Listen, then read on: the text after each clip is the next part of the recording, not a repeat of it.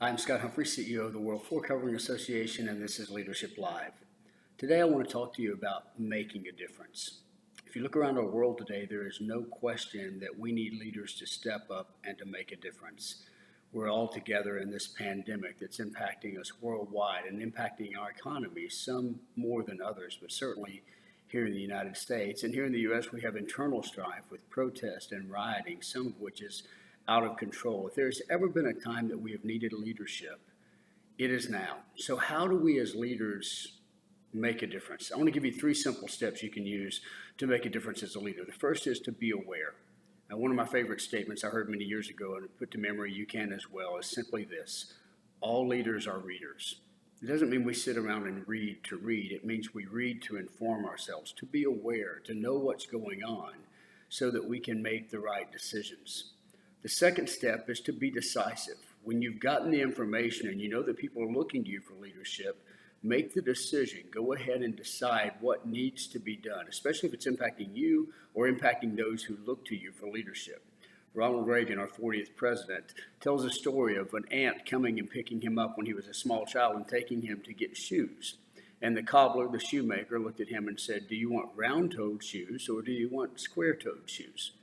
And Reagan said he just couldn't make up his mind. So the cobbler said, "Well, we'll talk about it again in a few days." He said a few days later, he's walking down the road and he passes the cobbler. And the cobbler comes to him and says, "Listen, have you made up your mind? Do you want square-toed shoes or round-toed shoes?" And Reagan said once again he could not decide. So the cobbler said simply, "Come by in a couple of days and I'll have your shoes ready." Reagan said a couple of days later he showed up and the cobbler had made one shoe square-toed and one shoe round-toed. And Reagan said he never forgot the lesson that a decision has to be made or someone else makes the decision for you. So be aware, be decisive, but finally do the right thing. Make the decision, do the right thing, not based on popularity or polls, but simply because it is the right thing. There's a great story that's told of an old poor Scottish farmer who's out working in the fields one day and hears a scream from over in the bog. Now think about quicksand. And so he runs over, he drops everything, he runs over, and he sees a boy sinking in this thick, muddy bog. And he wades out, grabs the young boy, and saves his life, and then goes back to farming. The next day, he's somewhat startled to see a carriage pull up to his rackety home, and a nobleman comes out and he says, "Sir, you saved my son's life yesterday. I would like to repay you for that." And he said, "Oh, no, sir, I couldn't take any payment." He said, "I just did the right thing." About that time, the poor farmer's son comes to the door, and the nobleman notices him and said, "Is that your son?" And he said, "Yes, it is." He said, "Let me do this for you. Let him come live with me." He said, "I will pay for the finest education for him, one you could never afford, and that will be my repayment to you." The farmer, realizing he would never have the opportunity to do that, agrees with this. And so he allows his son to go and live with the nobleman. Years later, he graduates from St. Mary's Medical Hospital in London, England.